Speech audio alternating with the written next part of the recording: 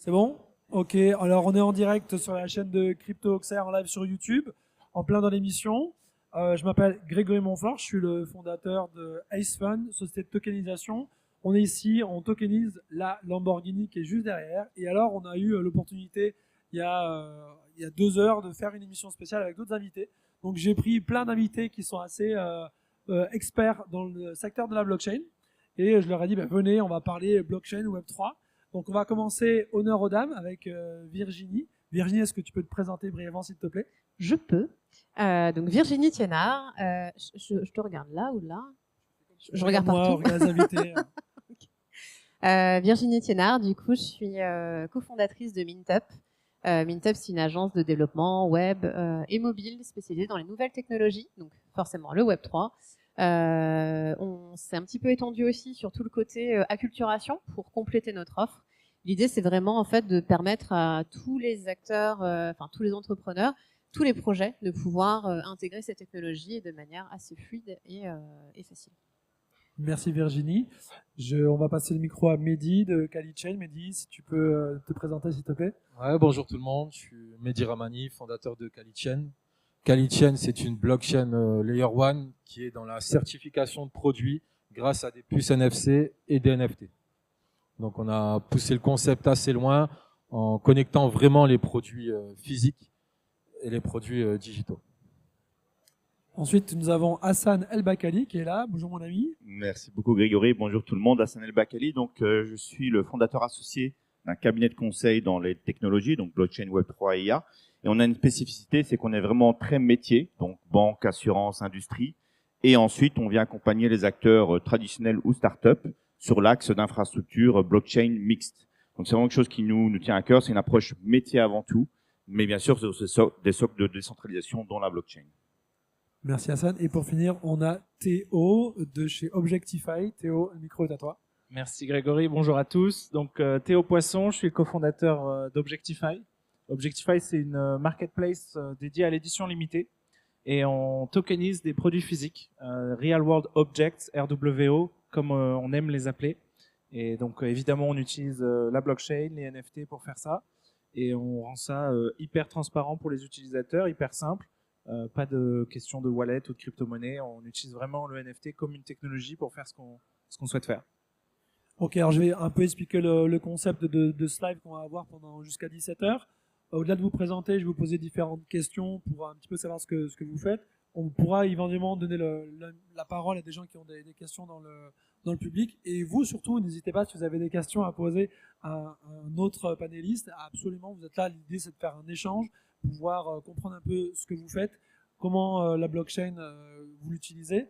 Donc, c'est un petit peu la première question que je vais vous poser. Comment vous êtes arrivé dans le secteur de la blockchain et surtout, comment vous avez eu l'idée de créer votre entreprise, votre projet, comment est venue cette idée-là? Donc Virginie, comment tu as eu l'idée de créer Mintup? Alors, si je reprends ta première question, qui est un petit peu liée en fait, moi j'ai connu les crypto-monnaies, l'univers blockchain en 2014. Des amis minaient du Bitcoin, je comprenais rien du tout à l'époque, minage, Bitcoin, de quoi tu me parles? J'ai gardé ça en tête et petit à petit, en fait, je m'y suis intéressée. Déjà, de quoi il était question. Tu as eu tout le côté spéculatif, forcément, qui arrivait à moi. Je pense que ça, on l'a tous. Je veux dire, même si derrière, on s'intéresse à la technologie, à la philosophie, et que c'est des choses qui sont très importantes, primordiales, ça nous arrive en pleine face quand même. Donc, il y a eu des moments comme ça où ça a été plus intense. Et en fait, j'ai simplement partagé ça avec mon conjoint. Cette idée où à l'époque il me dit mais ton truc c'est un scam, il parlait du Bitcoin quand même, et en fait il est revenu la bouche en cœur en 2018 me disant tu sais je connais un truc c'est génial, ça s'appelle la crypto-monnaie. Tu te fous de ma gueule? Et donc en fait petit à petit 2 ans après en fait on a intégré des projets différents et puis en fait tu sais après c'est simplement tu cogites, on a cette envie aussi d'entreprendre et puis on a créé Mintup où au début on était basé sur les INO, Initial NFT Offering, où en fait on permettait de tokeniser des services, des produits pour en faire des levées de fonds. Donc c'était vraiment très niché, on va dire ça comme ça. Et petit à petit, on a évolué au niveau du service parce que la tendance aussi a évolué. Donc on a simplement écouté le marché. Et là, on est devenu cette agence Web3. On ajoute aussi cette partie IA aujourd'hui. Et voilà, ça s'est fait en fait naturellement sur le parcours de vie, on va dire, dans cette exploration de la technologie. Ok, merci. Mehdi, c'est pareil, comment vous est venue l'idée de créer KaliChain? KaliChain l'idée est venue d'abord, on a fait une preuve de concept. On a fait une marque de vêtements qui s'appelle Kalissa. Et le concept, c'était de créer un vêtement unique. Donc chaque design est unique. Et on a ajouté dessus une puce NFC. Donc on a fait nos premiers salons. Et on s'est vite rendu compte que beaucoup de personnes voulaient notre technologie en marque blanche. Et c'est de là qu'est venue l'idée de KaliChain. Et on a commencé à proposer, on a d'abord développé KaliCertif pour que ça soit accessible à tout le monde et pas seulement à nous. Et voilà comment est venue l'idée, comment on a lancé KaliChain. Et moi, je suis dans la blockchain depuis, j'ai connu les cryptos en 2012. J'avais une ferme de minage en 2017. J'ai fait aussi, j'étais un premier développeur de Cruxpool, la poule de minage française. Donc je suis dans l'écosystème depuis pas mal de temps. Et je trouvais qu'il manquait, tout le monde disait que les NFT c'était super, c'était bien et tout, mais il manquait l'utilité. Que ça soit pas seulement des JPEG, et c'est ça qui nous a fait faire KaliCertif, avec une vraie preuve d'authenticité. Ok, merci. Hassan, c'est pareil, toi tu viens vraiment du milieu corporate. Comment, du coup, on passe du corporate à la blockchain et comment tu intègres la blockchain dans ce genre de métier? Moi, je suis un traître, parfois perçu comme un traître parce que je parle au nom des salauds de banquiers, par exemple. Non, mais blague à part, moi, j'ai commencé ma carrière chez Mastercard, donc le système de paiement. Je suis passionné par le paiement électronique, par les systèmes de finance, etc. Donc, c'est comme ça que, en guillemets, j'ai développé cette passion pour le paiement. Et donc, j'ai découvert très tard, 2017-2018, le Bitcoin, finalement, avec son cas d'usage de système de paiement. Et donc, c'est comme ça que je me suis intéressé au sujet de la blockchain. Et j'ai eu une chance, je pense, c'est que justement, je suis rentré dans la blockchain par l'axe du cas d'usage. Alors, bien sûr, on a tous cet aspect investisseur à un moment donné, mais c'est vraiment ça qui m'a fait rentrer dedans. Donc, j'ai eu l'occasion au début de faire des petites missions de conseil vraiment sur l'axe du paiement, etc. J'ai entre autres pu accompagner des groupes pour l'acceptation, du coup, au sens paiement, du Bitcoin pour pouvoir vendre des services ou des produits. Et puis à un moment donné, 2020, 2021, je me dis je vais en faire mon métier. Donc c'est à ce moment-là, en effet, que je me suis en guillemets professionnalisé. J'ai fondé du coup Zigallery, donc mon premier projet, on va dire en nom propre, et puis un cabinet de conseil.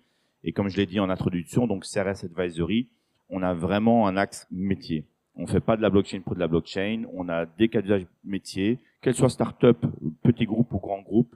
Voilà, on refuse vraiment de parler blockchain pour parler blockchain. On parle vraiment problem statement et il nous arrive de conseiller un client de ne pas faire de la blockchain parce qu'on considère que dans un cas concret, sur l'exposé, il y a des solutions, je veux dire ETL pour transférer de la donnée ou la transformer, qui est plus adapté au cas qui est proposé par le client. Donc voilà un petit peu mon parcours. Mais je suis sorti en effet des grands groupes corporate il y a maintenant quasiment 4 ans pour être à mon compte et conseiller à mon compte ces grands groupes. Et alors, Théo, comment est né Objectify? Très bonne question. À la base, Objectify, je vais vraiment refléter ce qu'a dit le reste du panel et ça, je pense, tu me permets une parenthèse, Greg, avant de répondre à ta question.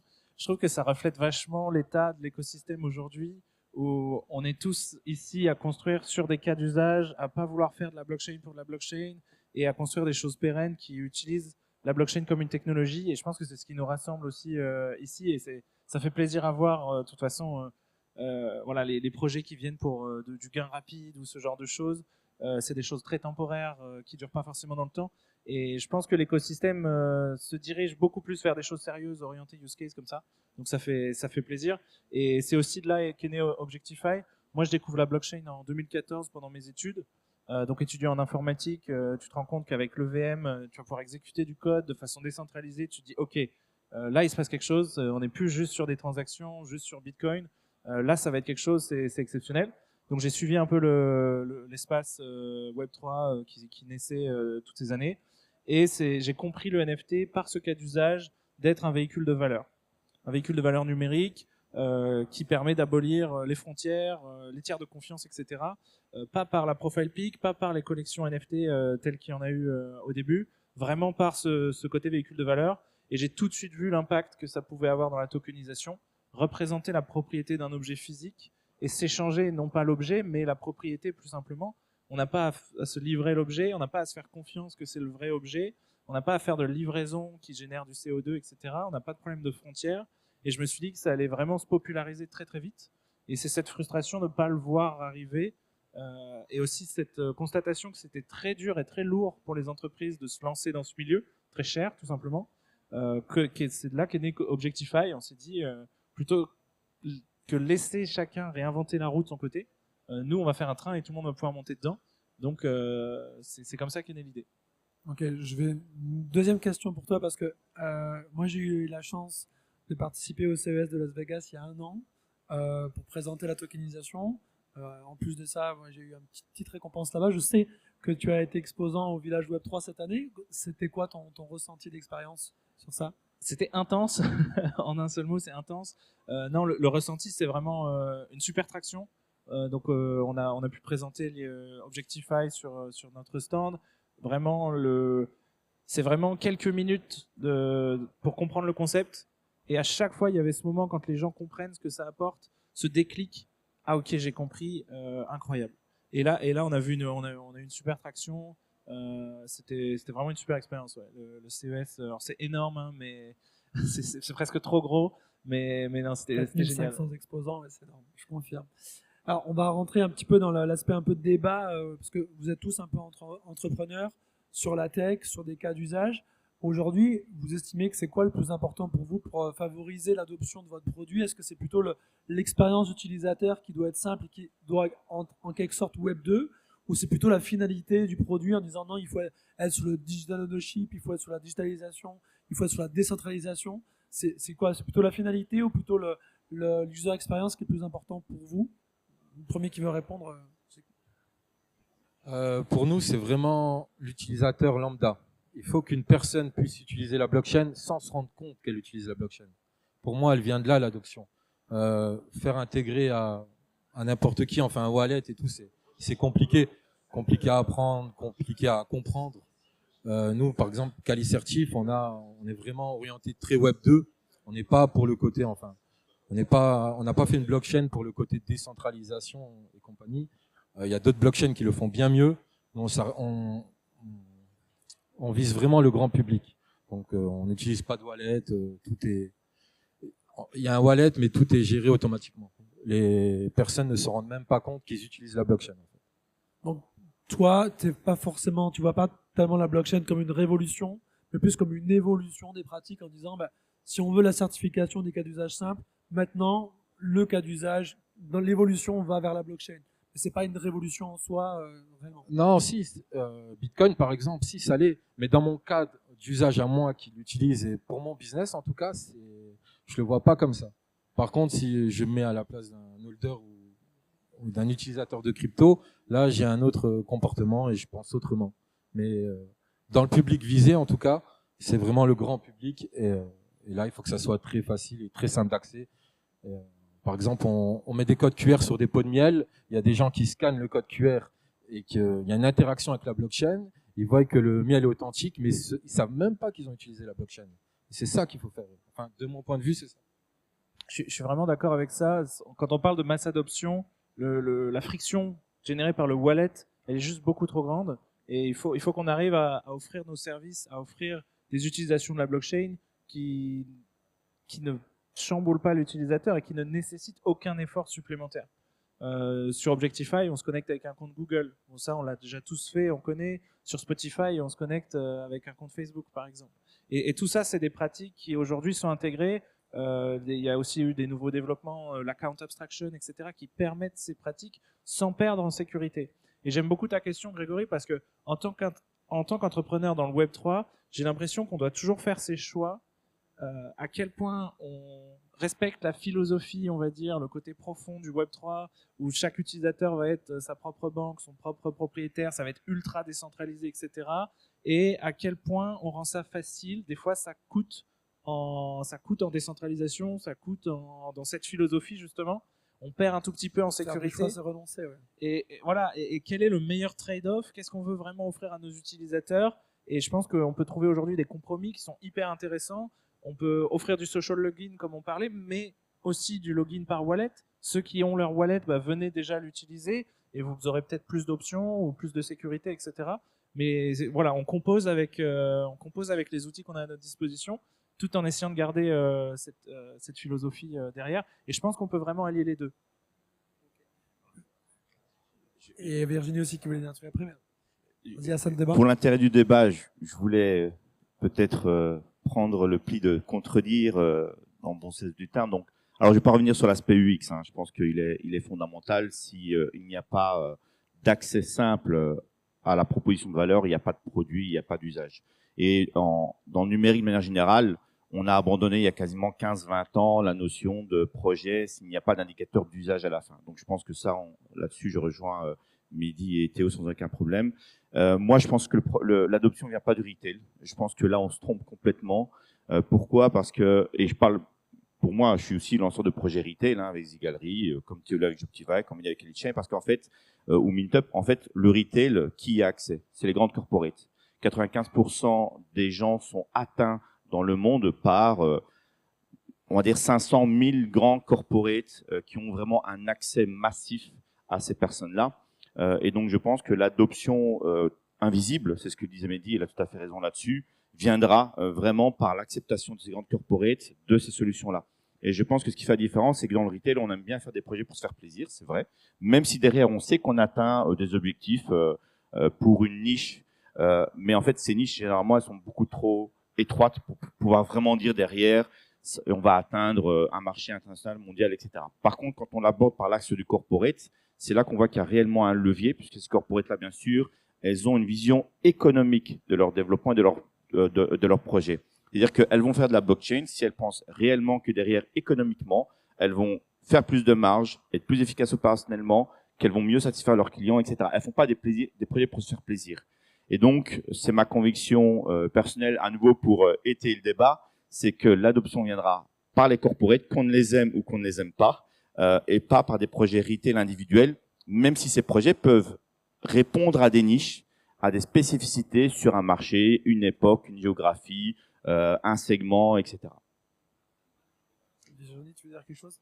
Oui, alors moi c'est plus sur la vision qu'on en a nous avec Mintup, du coup les clients qu'on accompagne par rapport à leurs clients finaux, en fait, ce qui va être attendu.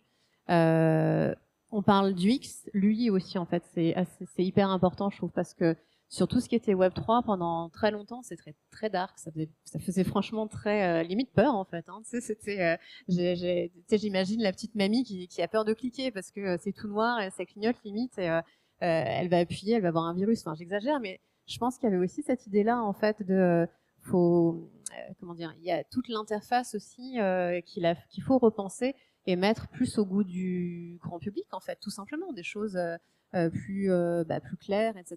L'UX, c'est hyper important de ça. Moi, je vous rejoins là-dessus parce que on nous le demande sur les clients finaux. Effectivement, le client final, il n'a pas besoin de savoir qu'il y avait de la blockchain. Il n'a pas besoin de savoir qu'il a utilisé tel ou tel outil ou telle technologie. Donc ça, c'est hyper important que ce soit fluide. Nous, le gros souci qu'on a souvent, c'est au niveau des gas fees, c'est-à-dire ton utilisateur final, en fait. L'idée, en fait, c'est que s'il doit avoir des gas fees à la fin, c'est chiant parce qu'en fait, il va pas le faire. Enfin, ça va le bloquer. Donc, le gros travail qu'on fait à chaque fois avec les blockchains, c'est aussi de voir les solutions qui sont amenées sur ces thématiques-là qui vont permettre l'adoption.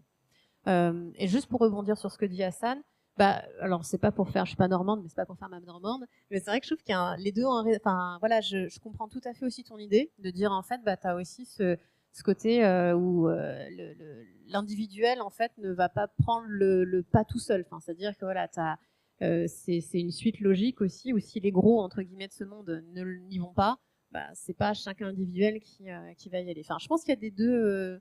Et alors, je partage un peu des deux. Pour rebondir sur ce qu'a dit Hassan, c'est vrai que je suis d'accord avec le gros corporate, mais il n'y a pas que des entreprises, il y a aussi des institutions. Quand on a des États qui se mettent à acheter du Bitcoin, il y a je ne sais plus quel pays en Europe qui a accepté de faire des élections avec la blockchain en Europe. Il y a des passeports digitaux. En Belgique, on a ça.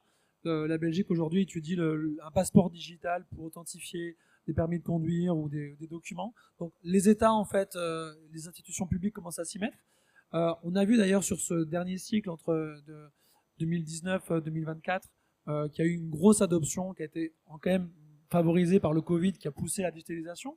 Comment vous voyez la masse adoption sur le cycle 2024-2028 à votre avis, où est-ce qu'on en sera en 2028 au sujet de l'adoption massive du Web3? Comment vous la voyez? Alors, je vais peut-être démarrer. À nouveau, je vais prendre un axe à nouveau très contradictoire. 2025-2028, on va rentrer dans un cycle. Déjà, on espère que économiquement ou macroéconomiquement, on va un peu stabiliser. Je pense que 2023-2024 ont été des années compliquées. Je parle pas du bear market, je parle de macroéconomie. Donc là, les indicateurs, est-ce qu'ils vont s'améliorer? Normalement, oui, s'il n'y a pas d'autres problèmes géopolitiques. Et donc, partant de là, ce que tu dis, c'est intéressant. On voit qu'aujourd'hui, généralement les derniers, donc le public, les institutions publiques, se sont mis à adopter des technologies de la blockchain parce que elles ont réussi à les rendre transparentes et invisibles. Et c'est là-dessus où, à nouveau, je pense qu'on va tous se rejoindre. La blockchain, c'est un artefact qui doit être instrumentalisé dans le cas où il crée réellement de la valeur, mais il ne doit pas devenir un frein à l'adoption.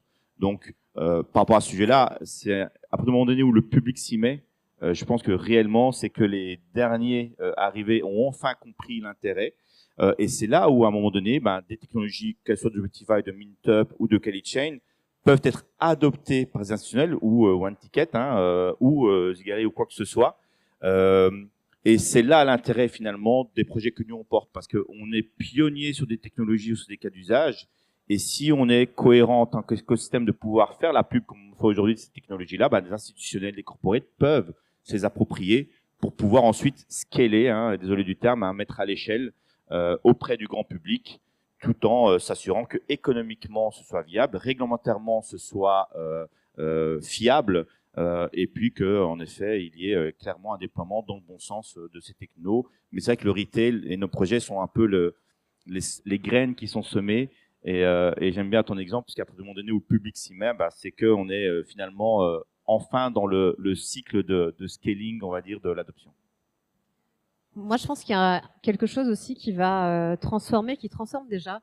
En fait, c'est lorsque aussi ce monde, là j'ai plus parlé du côté spéculatif, mais en réalité, on va pas se mentir, le côté spéculatif, c'est ce qui va parler à beaucoup de personnes. Lorsqu'on va parler des ETF, par exemple, les ETF, le fait que aujourd'hui, un monsieur, madame, tout le monde, en fait, peuvent avoir cette connaissance de, tiens, Bitcoin, c'est quoi? Enfin, c'est tout bête, mais en fait, ce genre de petites choses, ça va permettre d'amener l'information à des personnes qui n'iraient pas chercher l'information. Je dis pas que tout le monde va faire l'effort ensuite d'aller chercher ce que c'est, les fondamentaux, la philosophie, machin. Je dis pas ça, mais je pense que déjà toutes ces tous ces produits, on parle de produits financiers, ça va permettre aussi d'accélérer ou en tout cas de rendre possible cette adoption. Alors après, là, je parle spéculatif, on est d'accord, mais on va pas se mentir, le nerf de la guerre, c'est l'argent pour à peu près tout le monde. Donc forcément, lorsqu'on va commencer à parler d'argent plutôt là, de manière décentralisée, alors qui arrive sur une sphère centralisée, mais quand même décentralisée, derrière, j'imagine, peut-être à tort, mais que ça va aussi ouvrir les esprits sur OK, donc il y a peut-être d'autres choses qui se passent, qu'est-ce que c'est, et aussi inciter des projets de plus en plus à créer des choses en utilisant des blockchains qui justement ne se voient pas. Enfin, c'est-à-dire on n'a pas l'impression, l'utilisateur final n'a pas l'impression d'utiliser la blockchain. Et je pense qu'on peut arriver à une adoption qui soit un petit peu plus massive. Et je pense que ça passe aussi par des produits financiers. Et je pense que je suis pas, en tout cas, j'ai enlevé cette espèce de côté un peu bisounours que j'avais en me disant non, c'est pas ce qui intéresse les gens. Si, c'est majoritairement ce qui intéresse les gens. Et on le voit très bien avec cette mode du meme coin actuellement, où les gros profits, enfin tout le monde se rue là-dessus pour essayer de faire de l'argent rapidement, etc. Ça veut pas dire que ça va continuer, mais ça confirme ce que tu dis. Ça reste quand même un intérêt et un attrait principal. Mais je pense que les institutionnels l'ont aussi très bien compris. les produits qui marchent le plus chez BlackRock, Vanguard, etc., bah, c'est leurs ETF crypto qui ont été créés récemment. Donc il y a quand même une vague là qui emmène tout le monde avec elle. Tu mentionnes les élections américaines. Moi, une décision qui me fait vachement réfléchir, c'est cette interdiction de la Banque centrale américaine de faire sa propre crypto. Ça aussi, ça va être majeur. Ça veut dire que ça va rester entre les mains des cryptos actuels, d'un Bitcoin, d'un Ethereum, etc. Et ça, c'est des signaux qui sont hyper forts pour la suite, surtout dans la temporalité que tu mentionnes, 2025-2028. C'est pas anodin. Et je te rejoins vraiment aussi, Hassan. Je pense que on parlait de ces deux points de vue, le point de vue startup, le point de vue corporate, retail, etc. Mais au final, c'est une synergie. C'est quelque chose, l'un n'empêche pas l'autre. Les corporates vont pouvoir utiliser nos produits. Nous, on est une marketplace. Les marques vont pouvoir vendre comme ça leurs produits. Le jour où quelqu'un le voudra en marque blanche, ok, on leur fera en marque blanche. Enfin, c'est vraiment même si on est les premiers à innover, à mettre en place cette techno, on va justement pousser les corporates et les retail, on va les emmener avec nous à utiliser ces technologies. Donc, ouais, 2025-2028, ça va être incroyable. Même si et je pense qu'il faut aussi le mentionner, on est un petit peu effacé, on va dire, par cette vague de l'IA et cette nouvelle mode, parce que beaucoup d'entreprises font de l'IA pour faire de l'IA, parce que c'est le truc qui vend et qui parle aujourd'hui et qui est à la mode. Donc, je veux pas relancer un autre sujet, un autre débat, mais je pense que le Web3 de fond, pour ces raisons qu'on vient d'évoquer jusqu'à maintenant, des fondamentaux qu'il y a derrière et des cas d'usage, est là pour rester et va ne faire que progresser sur ces prochaines années. Moi, je remercie quand même l'IA parce que tous les spécialistes et grands experts en métavers sont devenus spécialistes experts en IA en quelques semaines. Ça a fait quand même un ménage dans la blockchain. C'était quand même bienvenu. Mehdi, tu voulais dire quelque chose sur la question précédente? Ouais, je voulais rebondir aussi sur l'IA. Je pense que l'IA, d'ici 3 ans, sera quand même surpuissante. Et que si la blockchain n'est pas intégrée avec l'IA, ça va être compliqué. Les gens, ils cherchent plus, en fait. Tu vas sur ChatGPT, tu tapes ton truc, ta requête, et ça s'arrête là. Est-ce que la crypto sera la monnaie de l'IA? On verra, je sais pas, mais c'est assez compliqué. L'IA, en fait, c'est l'IA qui va décider. C'est possible, ouais. Ce qu'on va devenir. Et en termes de masse d'adoption, il y a quelque chose qui est assez méconnu du grand public, c'est que quand on parle d'État, les gens ils ont tendance à croire que la blockchain c'est pas bien ancré, alors qu'en fait les plus gros émetteurs aujourd'hui de jetons sur la blockchain, qui sont des jetons securities, sont les institutionnels. Aujourd'hui, quand vous achetez des bons du Trésor américain ou d'autres pays, c'est des jetons qui sont tokenisés sur la blockchain. Donc les plus gros émetteurs de jetons sur la blockchain sont aujourd'hui des États, c'est des institutionnels. Ce qui me permet en fait d'arriver à, maintenant on parlait tout à l'heure de parler de financement, Virginie, comment on finance un projet Web3.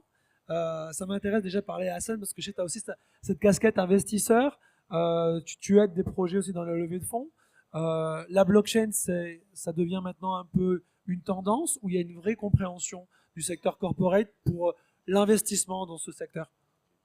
Alors, je vais me permettre d'abord de compléter ce que disait Mehdi sur l'IA, parce que je pense que l'IA ne survivra pas sans la blockchain, pour 2 raisons principalement. C'est que les gens vont être plus aguerris sur l'usage de l'IA, ils vont se poser plus la question de ce qu'il y a derrière, et sans être en confiance avec ce qu'il y a derrière, dixit certification de la donnée sous-jacente, je pense qu'il y aura un rejet de l'IA. Et deuxième élément, il n'y aura pas assez d'énergie pour tout le monde.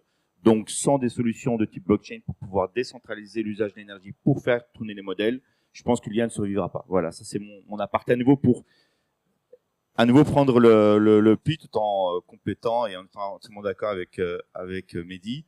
Et après sur l'axe d'investissement, alors je pense qu'on a tous cette expérience-là, donc je vais pas être trop long pour laisser aussi les autres avis se faire leur chemin vers les auditeurs. Il y a plein de manières de lever. Déjà, ça a été dit sur un autre panel. Personne ne levera seul dans son coin. Il y a un aspect déjà très communication, marketing qui est fondamental. Et puis, il y a en effet des organismes qui se sont fait une expertise sur le sujet, les fameux accélérateurs ou incubateurs. Après, comment financer son projet? Vous le savez qu'aujourd'hui, la tokenisation a le vent en poupe. On peut en plus tokeniser des promesses de revenus futurs. Donc, c'est une manière assez sympa, on va dire, de pouvoir lever des fonds pour poursuivre le développement de son produit. Mais après, bien sûr, il y a tellement de manières différentes de lever de fonds. Déjà, moi, je vais être transparent. Si vous n'y mettez pas de votre poche, je ne mettrai pas un copec sur votre projet. C'est-à-dire que si vous-même, vous n'êtes pas prêt à démontrer que vous investissez sur votre projet, comment vous voulez que les autres le fassent? Et on voit aussi cette erreur-là, c'est que des gens, ils viennent en disant j'ai une idée, un slide deck, un PowerPoint ou un Canva ou quoi que ce soit. Il faut mettre 50 000. Non, mais toi, tu as mis combien? 0. Honnêtement, ça donne pas envie, quoi. Donc déjà, le premier investisseur, c'est soi-même dans son idée si on y croit. Et puis ensuite, le premier relais, ça va être quand même le love money. Ça va être quand même assez simple autour de soi de lever de l'argent de personnes, soit pour nous faire plaisir ou parce qu'ils nous aiment. C'est quand même un élément important. Hein. C'est quand même une petite graine qui vient parfois amener ce qu'il faut.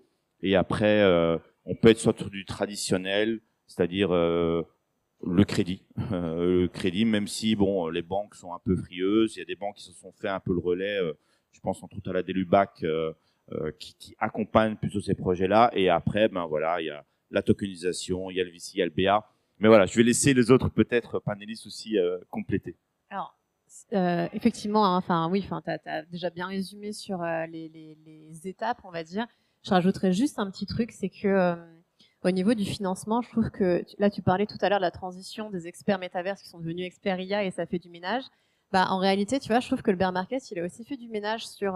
Il y a eu énormément de projets qui sont lancés. Tu regardes l'horizon, il y en a quand même beaucoup moins aujourd'hui. Ou en tout cas, moins qui sont restés. De ceux qui se sont lancés il y a quelques années et qui sont encore aujourd'hui. Midi, on est sur l'utilité maintenant. Il n'y a plus de bullshit, quoi. Absolument. Et donc en fait, ça se reflète aussi, je trouve, sur la manière dont les projets étaient financés à l'époque. Je l'ai vu de mes yeux. Il suffisait à l'époque, il y a 4 ans, t'arrives et pour le coup, t'avais même pas de MVP. Hein. T'arrives, t'as ton idée, t'as ton petit PowerPoint. Salut, je veux bien te 3 millions. Ok, tiens, je te donne 5. Et j'exagère un peu, mais franchement, pas tant. Et je pense que t'as eu aussi tout cet engouement de la part des VC, des BA qui sont un peu cassés la figure aussi. Je sais qu'il y a eu aujourd'hui, pour lever des fonds, c'est quand même beaucoup plus dur qu'il y a 4-5 ans. Hein. Enfin, c'est autre chose. Hein, tu as levé des fonds, toi, Virginie, sur Mintup? On a voulu, et en fait, on s'est rendu compte qu'on a voulu, alors pas sur l'agence, mais sur le produit initialement. Et en fait, on s'est rendu compte qu'on voulait le faire pour suivre la tendance. C'est-à-dire, tiens, tu as un projet Web3, faut lever des fonds. En réalité, non. Déjà, tu vas faire ta preuve de business, tu crées ton truc. Donc, comme tu dis, hein, tu mets déjà de l'argent dans ton projet. Est-ce que si toi, tu n'y crois pas, pourquoi un investisseur y croirait? Pourquoi les gens y croiraient, en fait, si toi-même, tu n'y crois pas? Donc, déjà, tu vas croire en ton projet, tu vas investir toi-même. Et puis, en fait, derrière, tu fais ta preuve de business et tu reviens après si tu as besoin d'argent. Parce que déjà, gère tes finances, regarde comment et si tu sais gérer, et après, demande de l'argent. Mais je pense que il y a aussi tout ce côté-là où il faut pas oublier qu'un projet Web3, ça reste un projet. Donc, si tu n'as pas des notions de gestion, de financement et compagnie, ça ne sert à rien de lever des fonds. Tu ne sauras pas les gérer. Et enfin, voilà, je trouve que c'est quelque chose qui est très important. Donc, à la base, on était parti pour en lever. Et en fait, on s'est rendu compte qu'on n'avait pas besoin d'en lever. Donc, on l'a pas fait. Et puis après, bon, il y a eu ce côté NFT qui est un peu périclité aussi. Enfin, la mode, le buzzword qui est sorti, qui est parti. On a shifté au niveau de nos activités. Mais en réalité, on s'est fait happer par cette tendance qu'il y avait et puis par les projets autour de nous qui avaient levé des millions sur des choses un peu bullshit parfois, on va pas se mentir. Et on a voulu suivre la tendance, se dire bah ouais, c'est vrai que ce sera plus facile. Mais en réalité, c'est pas parce que c'est plus facile que ça va être plus viable et plus pérenne. C'est vrai que les personnes qui sont dans le Web3 ont tendance à croire que quand on fait de la blockchain, c'est le produit avant tout, le côté dev. Mais si on lève des fonds, ça reste un projet d'entrepreneuriat. Il faut une entreprise, il faut savoir gérer l'entreprise, il faut avoir un directeur financier, il faut avoir un directeur de communication. Enfin, c'est plein de choses que finalement, on se rend même pas compte quand on est simplement développeur blockchain. Théo, tu voulais dire quelque chose peut-être sur la levée de fonds aussi? Je sais que Mehdi, vous avez fait une ICO, donc on en parlera juste après Théo. Absolument, je suis vraiment d'accord. Virginie, c'est plus. Alors nous, on vient de démarrer une levée de fonds. C'est plus compliqué qu'il y a plusieurs années, ça c'est évident.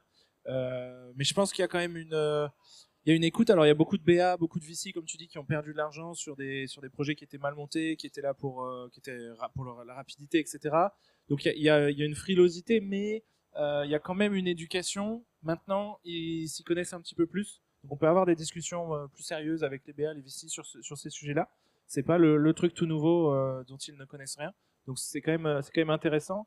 Je voudrais aussi mentionner 2 autres choses. C'est on a toujours ce dilemme quand on lance une boîte dans le Web3 et de se dire, ça peut être une solution de facilité de vouloir lancer un token et de se dire, bah oui, il y a tellement de projets qui ont gagné énormément d'argent en faisant leur propre token. Nous, on résiste à ça très fortement, alors que les tokens RWA de tokenisation, on le vend en poupe absolue, mais on veut pas le faire parce que quand on va à notre boulangerie, on paye pas en Epidor Coin, et puis quand on va à la Fnac, en Fnac Coin, non, il y a des blockchains qui existent déjà, il y a des cryptos qui sont super, et ça sert à rien de faire plein de sous crypto actifs pour chaque projet où il n'y a pas de génération de valeur, etc.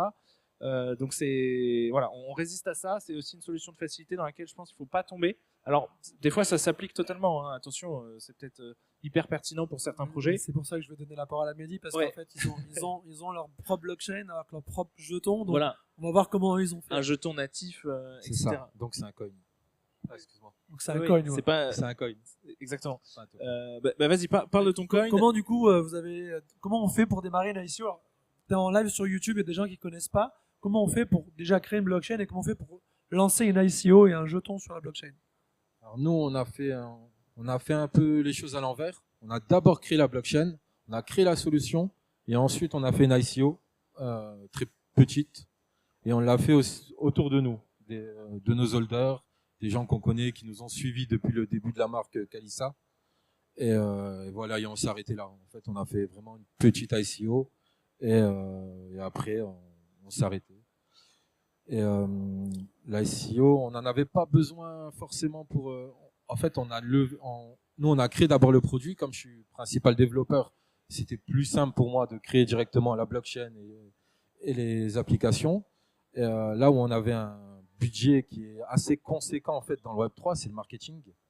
Et en fait, nous techniquement, on a un des meilleurs projets. Je parle technique. Hein, on a un des meilleurs projets techniques, mais marketingement, c'est là où ça pêche. Et, en fait, tous les fonds vont principalement dans le marketing. Les gens ils s'en foutent que tu es le meilleur ou pas le meilleur. C'est le projet doit être vu par tel et tel influenceur, etc. Il faut C'est là refaire où- une ICO pour avoir un budget marketing, quoi. Non, mais là on s'arrête. Nous, on n'a plus besoin d'ICO, on a des clients. Et Oh, bah, c'est cool. super. Oui, Virginie. Juste rajouter un tout petit truc sur effectivement le jeton. En réalité, parfois même d'avoir un projet qui n'a pas spécifiquement besoin d'un jeton parce qu'il n'y a pas d'utilité, ça peut être défavorable, ça peut vraiment jouer en fait, ça peut casser un projet. Parce que ton projet il peut être très bien, mais si le cours de ton jeton en fait il se casse la figure, ça peut vraiment dévaloriser ton projet. Donc ça, moi je trouve que c'est très bien. Si tu n'en as pas besoin, bah résiste autant que tu peux parce que il suffit que tu vois on aille en bear market ou j'en sais rien, que ton jeton il se casse la figure. Parfois, ça s'est vu hein, sur certains projets, bah, c'est le projet qui va avec, quoi. Alors que le projet est parti non. Absolument. Et je veux rajouter aussi un autre truc en termes de financement. Nous, on a été vachement aidés par la BPI, par les programmes français, etc. Alors oui, c'est hyper dur d'innover en France et on peut dire ce qu'on veut, c'est hyper dur de naviguer la législation. Mais il y a aussi des programmes qui sont super. Nous, on n'aurait jamais pu se lancer sans French Tech. On a reçu une bourse de 30 000 euros. Bah, c'est aussi comme ça qu'on arrive à créer des innovations. Et le fait qu'ils nous suivent, monter un dossier French Tech sur, on va faire une marketplace de tokenisation de produits physiques, c'est pas une mince affaire, mais ils nous ont suivis. Donc c'est possible, quoi. Faut quand même souligner ça et c'est génial, c'est génial.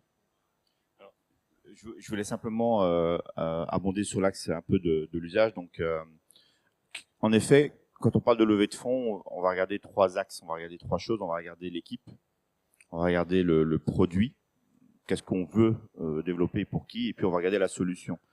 Moi, je pars du principe que le token ou coin, quel qu'il soit, il vient justement augmenter la solution. C'est-à-dire que le jeton, il a une utilité réelle dans l'apport de la solution. Je prends l'exemple du coup de deux projets, Slaughter que tu connais bien, qui est donc un projet bordelais sur lequel le jeton, c'est lui qui porte la tokenisation de la nuitée. C'est-à-dire que quand vous achetez un séjour, vous acquérez en fait vous avez acquis, même si le client ne le voit pas, puisque c'est invisible, un jeton numérique qui représente la nuitée, qui permet sa transférabilité. Donc on a de la liquidité, on a liquidé ou on a liquéfié, je sais pas comment on pourrait le dire. En tout cas, on a rendu liquide la nuitée. Et donc, on a augmenté la solution, alors qu'avant, en fait, quand vous achetiez un séjour, en fait, vous étiez bloqué avec votre séjour. Il était finalement sur la plateforme, il appartenait à un autre. Et je prends un autre exemple qui est celui d'un autre projet qu'on accompagne, qui est donc celui d'une fintech, dans lequel on a tokenisé le programme de fidélité. C'est-à-dire que le point de fidélité, vous connaissez tous des miles, vous avez des miles, vous en avez jamais assez en fait pour pouvoir acheter quoi que ce soit. Par contre, si vous et votre conjoint ou des amis, vous pouviez mettre ensemble votre pool de miles, peut-être que vous pouviez enfin acheter un billet d'avion. Et donc, en fait, en tokenisant le programme de fidélité, enfin, on a un jeton qui permet de se mettre ensemble, de les transférer et de rendre vraiment le programme de fidélité activable, en fait. Donc, voilà, le jeton, il peut, dans le cas d'une levée de fonds, accroître la valeur d'une solution, de l'actif, on va dire, technologique, et du coup faciliter la levée parce qu'on a un jeton qui est réellement créateur de valeur. Alors, c'est intéressant quand on parle de jetons, plein de gens ne font pas la différence entre un jeton utilitaire, un jeton sécuritaire.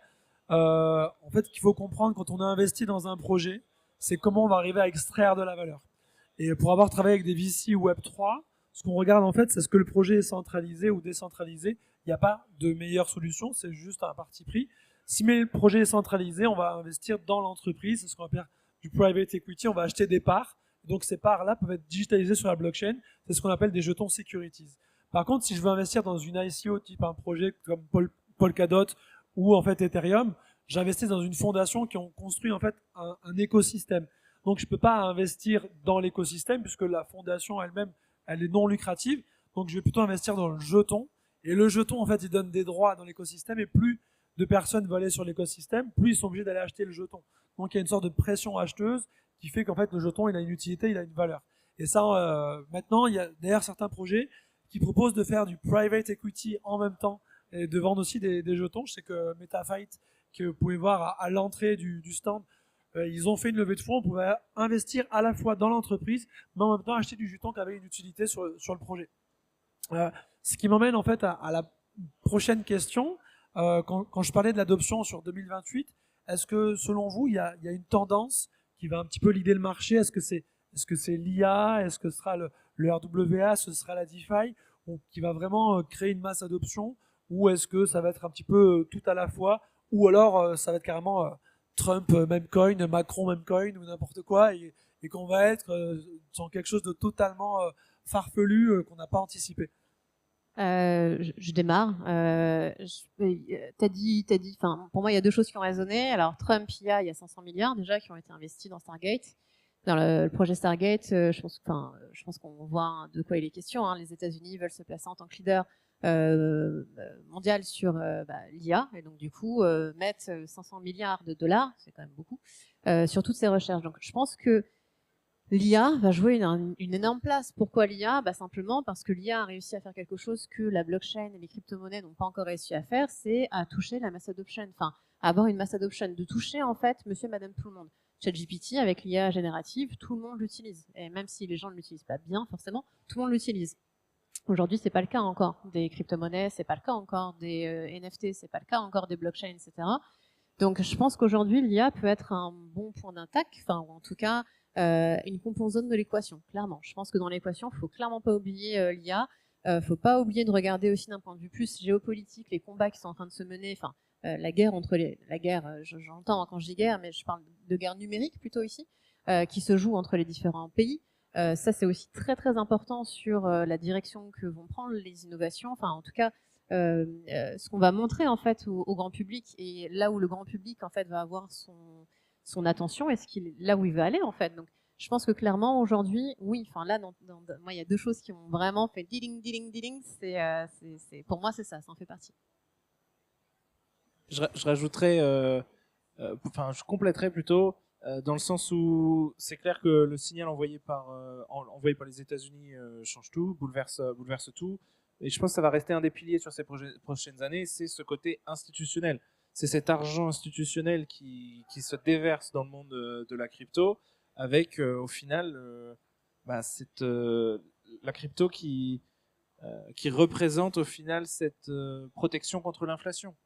Et je pense qu'il faut forcément qu'on parle d'inflation quand on parle du futur de la crypto.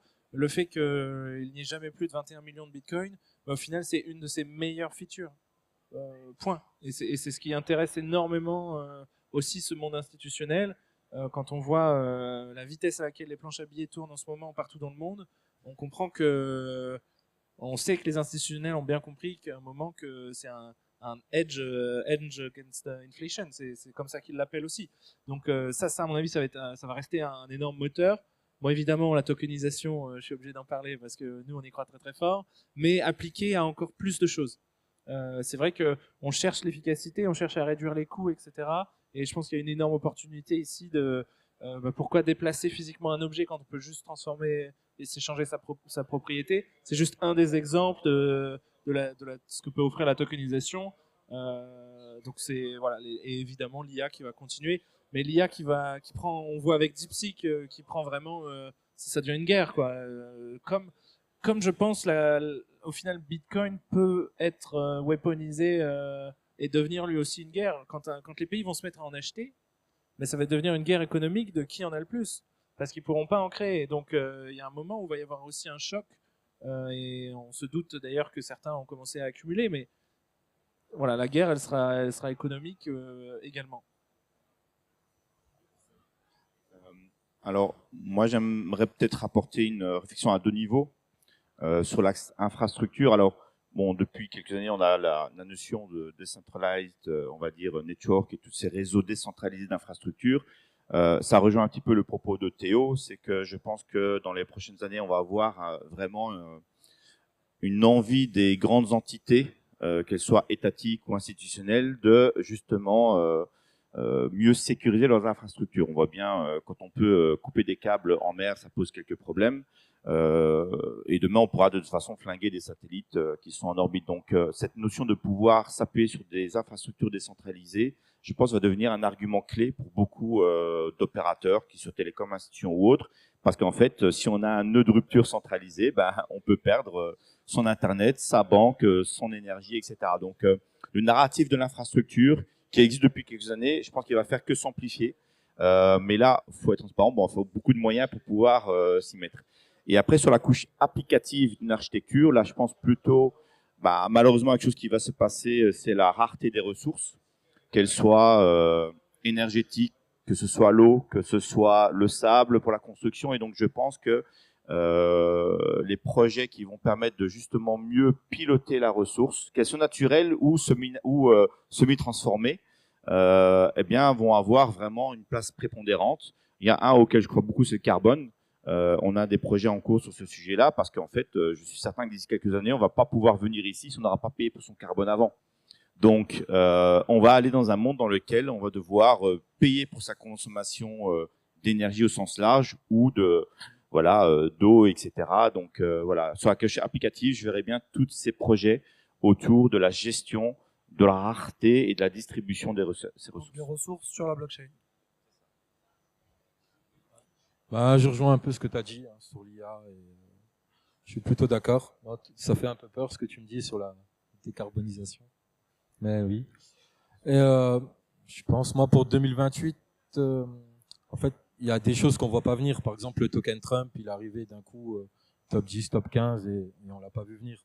Faire des prédictions 2028, ça fait un peu loin. Mais je rejoins sur tout ce côté utilitaire et c'est là que ça devrait faire une masse d'adoption.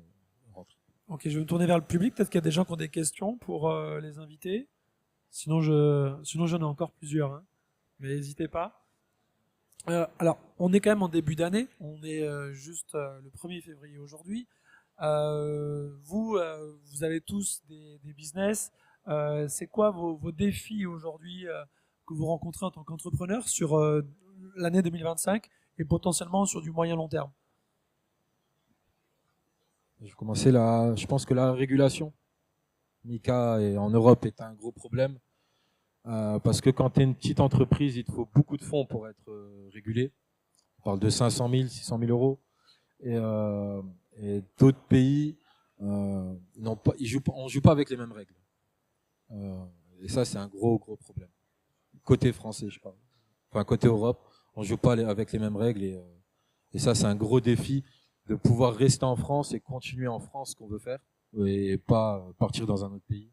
Et ça, je pense que c'est le défi actuel, en tout cas pour l'écosystème français, de rester encore là. Théo? Notre défi à nous, ça va être de lever des fonds sur 2025 et d'onboarder du retail, vraiment des marques de plus en plus grandes, leur faire comprendre l'intérêt, les faire venir sur notre plateforme. Ça va être un peu les deux grands défis. Je veux rebondir sur ce que tu dis, Mehdi. Certes, la régulation, elle est compliquée et on peut pas passer à côté quand c'est un business que voilà, il y a de l'argent en jeu, il faut respecter les lois. Mais je pense aussi qu'elle peut apporter beaucoup. Et une fois qu'on est compliant, en fait, les portes sont ouvertes et ça rassure tout le monde, les investisseurs, les clients, les utilisateurs. Donc certes, c'est pas facile. Certes, on est obligé de passer par des avocats et des experts pour naviguer toutes ces lois. Mais au final, est-ce qu'on le fait pas déjà quand on crée une SAS, quand on crée une structure, au final, on le fait déjà pour énormément de choses en tant qu'entrepreneur. Et ça a le mérite de donner un cadre que d'autres pays n'ont pas forcément. Et ça peut rassurer du coup énormément et apporter de la confiance. Ouais, ça après c'est ton côté BPI et tout qui parle, mais c'est pas exactement ça en fait. Là, tu parles pour ton métier, pour ton cœur de secteur, mais tu vois là par exemple nous on lance une marketplace crypto. On parle pas de tokenisation, on parle plus d'un Le Bon Coin où tu peux vendre ta PlayStation, ton vélo, ta voiture en crypto. Le faire en France, c'est très compliqué parce que sur des petits objets, demander le KYC et compagnie, quand tu vas dans un autre pays, t'as pas tout.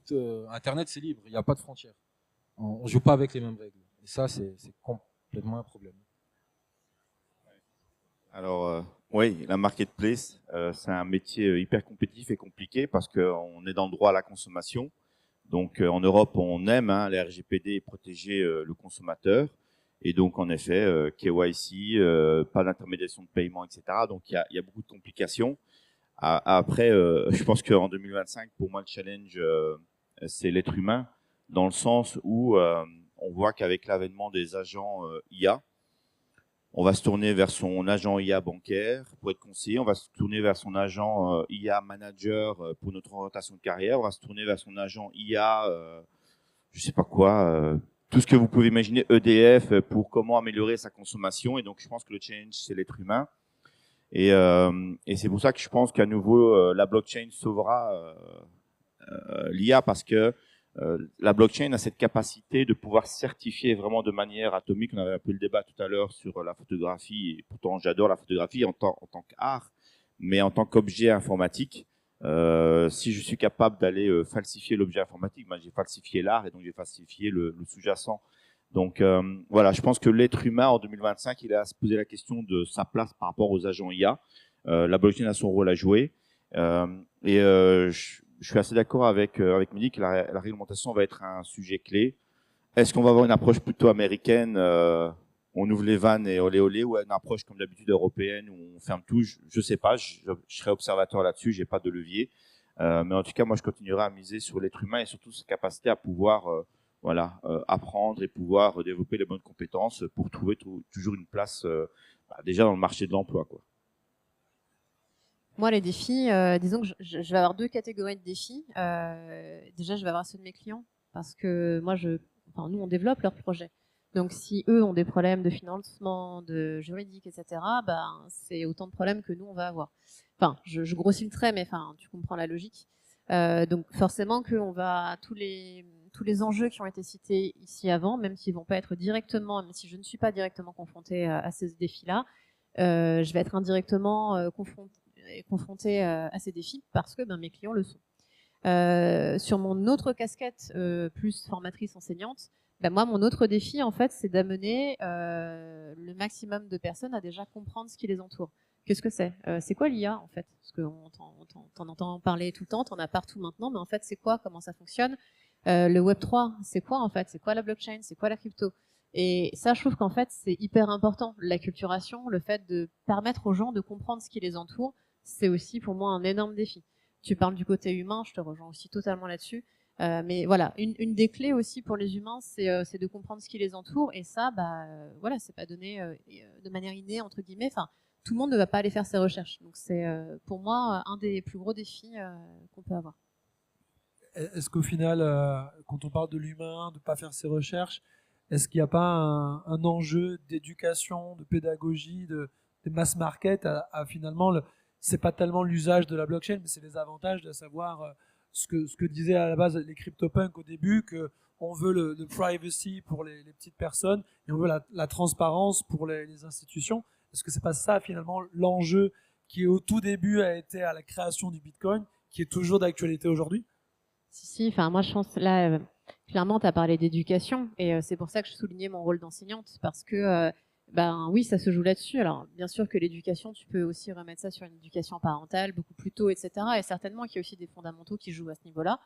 Mais oui, bien sûr. Enfin, clairement, selon ce qu'on va donner en fait comme information à une personne et dès son plus jeune âge entre guillemets, bah forcément que derrière, elle va être plus ou moins débrouillarde et plus ou moins à chercher les choses, enfin plus ou moins vouloir comprendre les choses. C'était pas français du tout.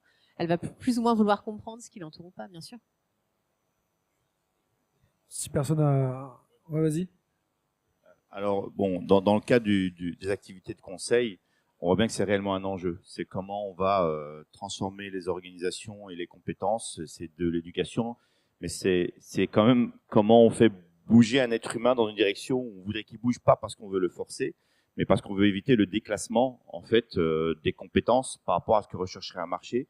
Alors là, on peut faire référence au livre de Wallcrypt, je pense, qui est un recueil intéressant de toutes ces thématiques-là, et un article écrit par Sarah Bourrenan sur comment l'IA transforme justement les organisations et les force à adapter leur parcours, on va dire, d'onboarding, de gestion de compétences, de gestion de carrière, parce qu'en fait, à nouveau, l'IA aujourd'hui, il est encore un petit peu codé par l'être humain, peut-être demain, ce sera plus le cas, mais si les organisations, qu'elles soient écoles, qu'elles soient cabinets de conseil, qu'elles soient entreprises, sont déclassées d'un point de vue compétences, eh bien certainement que nous n'aurons plus nécessairement le choix de notre avenir, et que soit aux États-Unis ça se fera, ou alors par des entités qui ne sont plus celles que l'on aimerait qu'elles soient.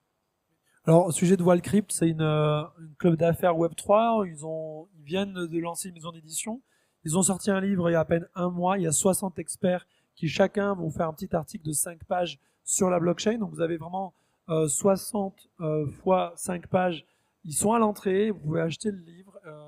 Il y a 60 experts qui ont contribué à ce livre. Certains sont là d'ailleurs, je les vois. Hassan aussi, tu es dedans. Moi j'ai eu l'occasion, je ne sais pas si vous étiez dans le livre aussi. Voilà, c'est un livre assez intéressant. C'est déjà le deuxième tome, il y a aussi le premier tome qui a été écrit, donc vous pouvez vraiment savoir des choses sur la blockchain. On va rentrer dans un petit peu le côté un peu plus fun, gossip du Web3. Tout à l'heure, on parlait du côté bullshit. Tu disais il y a des projets totalement bullshit qui sont arrivés. C'est quoi le projet le plus bullshit qu'on vous a présenté dans la blockchain, ou que ce soit des gens, des devs ou même des institutions? Peut-être qu'il y a des gens dans le corporate qui ont voulu développer des projets blockchain ou totalement incompréhensibles. Moi, ça fait totalement rire quand j'entends Christine Lagarde parler du Bitcoin. Je vois que, soi-disant pour une experte de l'économie, elle y comprend rien. Ça me fait juste halluciner. Est-ce qu'il y a des choses que vous voyez au quotidien ou en 2024 ou 2025, vous voyez encore aujourd'hui que c'est totalement bullshit et qui vous font halluciner, quoi? Prenez le temps de trouver la bonne réponse, mais Déjà énormément de meme coins. Je pense que 99% même peut-être de ce qu'il y a sur PumpFun et les nouveaux coins qui sortent sur la blockchain Solana sont inutiles. Enfin, c'est purement spéculatif. Presque même Ponzi. Enfin, c'est déjà là. avec des gros conflits d'intérêts pour certains. Oui. Alors. Donc les mêmes coins de base. Ouais, moi j'aurais dit pareil, les mêmes coins. Après, j'ai d'autres choses qui viennent dans mon esprit, mais je peux pas me permettre de le dire. Sinon, ouais, même coin, oui, clairement. Ouais, alors idem, je peux pas nécessairement citer des clients ou autres, mais quand même, on voit moins de projets ou de clients qui viennent nous voir en disant je vais faire de la blockchain. Honnêtement, ça a quand même presque disparu. Moi, je suis plus inquiet par ces jeunes populations qui parfois veulent juste monter des projets pour monter des projets, mais sans aucune structuration. Parce qu'à la limite, ce qui peut nous sembler loufoque d'un point de vue usage, parce qu'elle nous parle pas, je suis certain que dans le monde avec 8 milliards d'habitants, ça parlera à une niche. Donc, je veux pas nécessairement juger le problem statement parce qu'il me parle pas à moi, mais je suis sûr que dans le monde, il parlera à quelqu'un. Moi, ce que je combattrais plutôt, c'est en effet après la manière dont on fait de l'idéation à l'exécution. Je pense que c'est là où est le bullshit, parce que Regardez Shiba Inu. Alors, je sais pas s'ils ont réussi, mais en tout cas, c'était un shitcoin. Et pourtant, ils ont développé un écosystème. Regardez Doge, il y arrivera ou pas. Mais c'est aujourd'hui le nom du plus gros programme aux États-Unis pour pouvoir améliorer l'efficacité, on va dire, des institutions américaines. Donc, voilà, ce qui peut nous sembler bullshit à chacun individuellement peut ne pas l'être pour d'autres. Donc, j'ai pas de jugement là-dessus. Ce que je combattrais plutôt, c'est cette envie de potentiellement toujours vouloir faire de l'IA ou de la blockchain pour répondre à un problème, parce que parfois on peut le résoudre avec une feuille de papier autour d'une table, quoi. Mehdi, tu veux dire quelque chose à ce sujet? Ouais, exactement. Non, je vais pas me faire trop d'ennemis, alors je vais pas citer de projet, mais il y a une mode en tout cas qui est passée. Moi, quand je sortais de formation il y a 3-4 ans, tout le monde voulait faire de la blockchain et remplacer tous les services actuels par de la blockchain. Alors qu'une base de données, ça suffit. Il n'y a pas réellement besoin de mettre de la blockchain partout. La blockchain a une utilité quand c'est unique, l'unicité. Mais sinon, il n'y a pas réellement besoin de blockchain. En parlant de bullshit, passer d'un projet bullshit à une arnaque, il n'y a qu'un pas. Je fais une petite parenthèse importante. Il y a un stand qui se trouve vers là-bas, qui s'appelle Broker Défense. C'est des gens avec qui je travaille et ça fait depuis plus de 12 ans qu'ils aident les gens qui sont victimes d'arnaques à l'escroquerie, en fait, à l'investissement, à récupérer leur argent. Ils ont aidé à récupérer plus de 10 millions d'euros. Maintenant, ils sont vraiment spécialisés aussi sur la blockchain. Et ils font aussi de la prévention. Donc, avant de vouloir investir dans un projet, vous pouvez aussi les voir. Et eux, ils ont une liste de tous les wallets qui sont blacklistés, qui sont bien pourris. Et ils vont vous dire n'investissez pas là-dedans. Et donc, c'est aussi important de faire ses propres recherches. Là, vous pouvez les voir en vrai. Donc, c'est vraiment, on dit Dior, hein, ça veut dire do your own research, pour pas investir dans des projets bien merdiques. Et voilà, ils sont là-bas, Broker Défense, allez les voir. C'est vraiment des gens super bien. Virginie, tu prends le micro, tu veux dire quelque chose à ce sujet? Non, pas de problème. Ben voilà.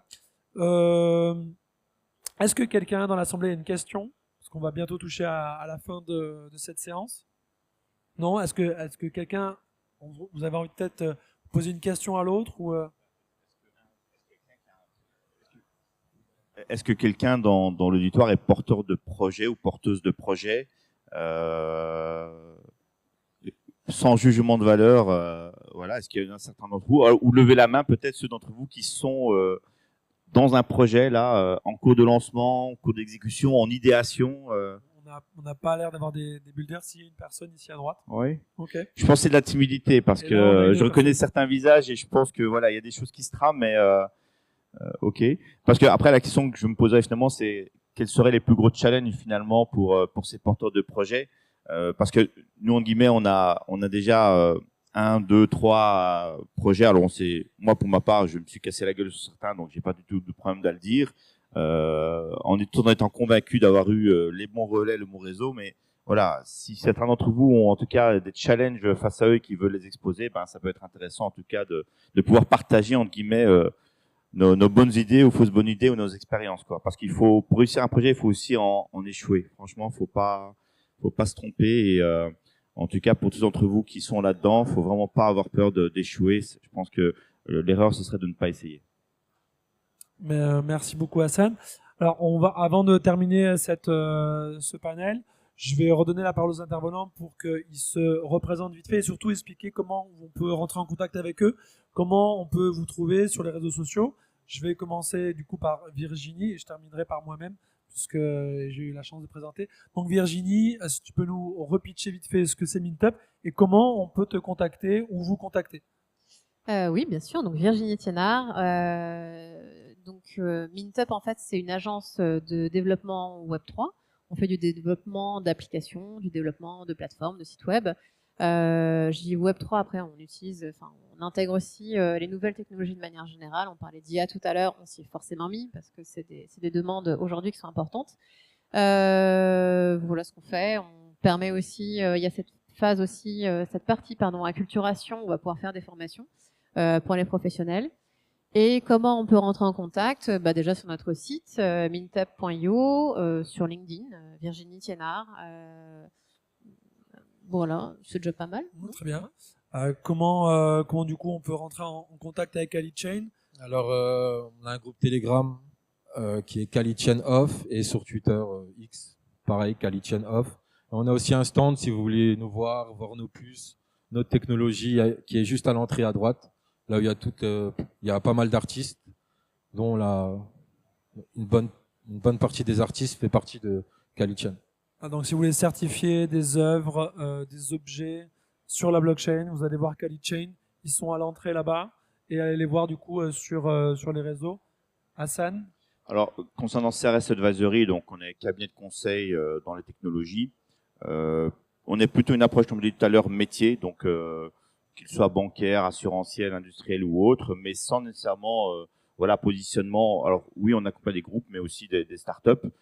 Moi, c'est plutôt de dire, voilà, pour ceux qui veulent m'écrire sur LinkedIn, donc Hassan El Bakali, donc j'essaie vraiment, j'aime beaucoup en tout cas accompagner voilà des jeunes fondeurs ou fondatrices pour conseiller vraiment et partager mon expérience. Donc j'essaie de passer au moins 2-3 heures par semaine. Il n'y a aucun retour attendu, simplement pour donner mon avis. Parfois ça aide d'avoir un regard très externe. Toujours dans la bienveillance. Je suis vraiment jamais là pour casser les idées. Comme je l'ai dit d'ailleurs, je juge pas les idées, je juge plutôt la manière dont on les exécute. Donc voilà, s'il y a des besoins, n'hésitez pas à m'écrire sur LinkedIn. Je réponds vraiment à tout le monde et on pourra passer une demi-heure, 1 heure au téléphone sans aucun engagement, vraiment parce que j'aime apprendre aussi de ces nouveaux projets et partager en tout cas un peu d'expérience. Théo, Objectify? Alors, c'est sur objectify.io que ça se passe. N'hésitez pas à visiter la marketplace, acheter des produits sous forme de titres de propriété. Vous avez des collections actuellement en Oui, ligne? on a 6 ou 7 collections qui sont en ligne actuellement, réparties entre 4 marchands, 4 vendeurs, 4 marques différentes. Donc, n'hésitez pas à aller faire un tour. Donnez-nous aussi vos retours sur la plateforme. Vous pouvez me trouver sur les réseaux aussi, sur LinkedIn, Théo Poisson. Voilà, et puis merci pour ce panel. Merci CryptoXR aussi pour nous permettre d'échanger, de rencontrer tous les acteurs. Merci beaucoup. Alors moi, c'est Grégory Montfort. Je suis responsable du club d'investissement Ace Fund. On fait de la tokenisation RWA. La Lamborghini que vous voyez derrière vous, elle est justement tokenisée. Vous pouvez devenir co-acquéreur de cette voiture en achetant des jetons. Et à travers le club Ace Fund, donc c'est quelque chose qui est accessible à partir de 50 € par mois, vous pouvez devenir investisseur dans le cinéma, l'immobilier, les startups, les cryptos avec des ICO. On a plusieurs opportunités d'investissement. Donc vous tapez acefund.io, sinon Grégory Montfort sur LinkedIn. Et n'hésitez pas à venir le voir sur le stand où il y a la Lamborghini. Merci beaucoup CryptoXR. Merci beaucoup de nous avoir donné l'opportunité de présenter ce live sur YouTube. Et merci à vous d'avoir participé pendant cette heure.